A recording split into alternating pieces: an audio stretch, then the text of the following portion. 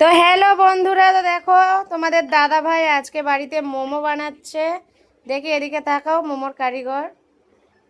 আর আমার এই বেলুন চাকিটা দেখে কেউ হেসো না, কারণ এটা পড়ে গিয়ে ফেটে গিয়েছে। জুড়ে নিয়েছি আটা দিয়ে।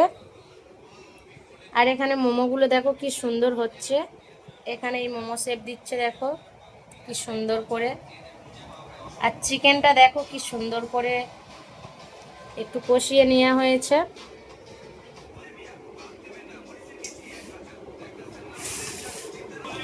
আর আমি একটু করে বানাচ্ছিলাম, কিন্তু বেলাগুলো গোল হচ্ছে না বলে আমার আর করতে দেয়নি। কিন্তু আমি একটা করেছি মোমো। এই মোমোটা আমি করেছি, এই দেখো কেমন হয়েছে মোমোটা।